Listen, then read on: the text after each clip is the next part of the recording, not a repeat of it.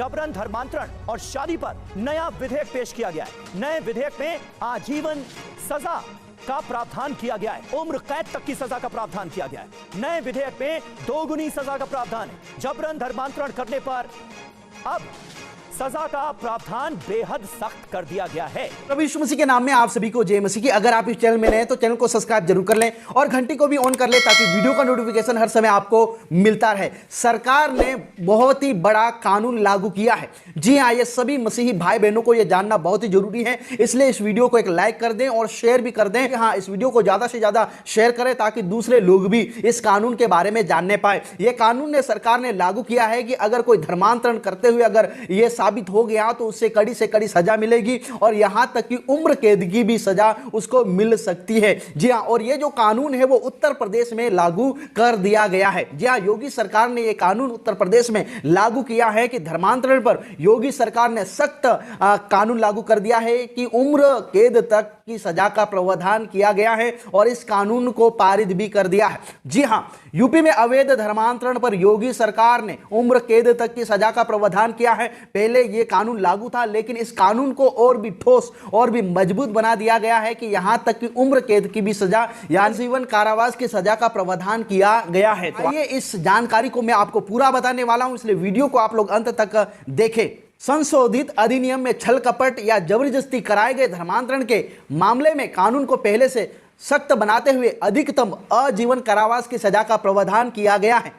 छल कपट या जबरदस्ती धर्मांतरण के मामले में उम्र कैद के प्रावधान वाला उत्तर प्रदेश विधि विरुद्ध धर्म परिवर्तन प्रतिषेध संशोधन अधिनियम 2024 मानसून सत्र के उत्तर प्रदेश में विधानसभा में यह पारित हो गया। पहले किसी महिला को धोखा देकर और उसका धर्मांतरण कर उससे शादी करने के दोषी पाए जाने वालों की अधिकतम 10 साल तक की सजा थी और 50,000 रुपए तक का जुर्माना था। उत्तर प्रदेश विधानसभा में संसदीय कार्य मंत्री सुरेश खन्ना ने सदस्यों से विधेयक को पारित करने का अनुरोध किया। विधेयक के पक्ष में सदस्यों की संख्या अधिक होने पर अध्यक्ष ने उसे पारित कर दिया गया है। जहां इस कानून को सपोर्ट करने वालों की जो संख्या था वो अधिक था, इसलिए अध्यक्ष ने उसको पारित कर दिया है, उसको लागू कर दिया गया है।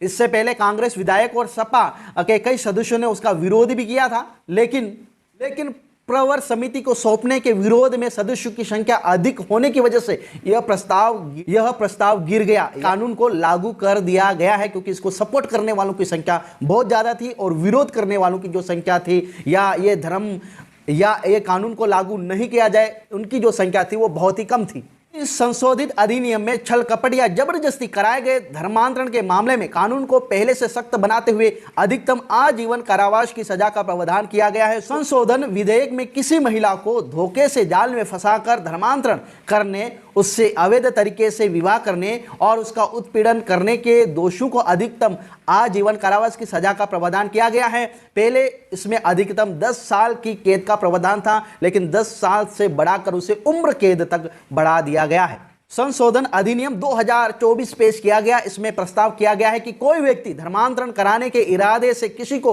अगर धमकी देता है, उस पर हमला करता है, उससे विवाह करता है या करने का वादा करता है या इसके लिए साजिश रचता है, महिला नाबालिग या किसी की तस्करी करता है तो उसके लिए अपराध को सबसे गंभीर श्रेणी में रखा जाएगा। संशोधन अधिनियम में ऐसे मामलों में 20 वर्ष या आजीवन की सजा का प्रावधान किया गया है।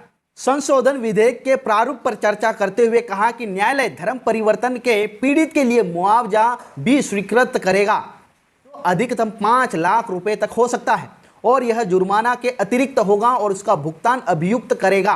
धर्मांतरण मामले में अब कोई भी व्यक्ति प्राथमिकता दर्ज करा सकता है, शिकायत दर्ज करा सकता है। इससे पहले मामले की सूचना या शिकायत के लिए पीड़ित व्यक्ति मतलब जिसका धर्मांतरण किया गया उसके माता पिता भाई बहन का होना बहुत जरूरी है, लेकिन अब इसको खत्म कर दिया है। अब कोई भी सूचना दे सकता है। जी हां, पुलिस को कोई भी सूचना दे सकता है। नेता प्रतिपक्ष ने कहा है कि इससे फर्जी मामले और बढ़ेंगे।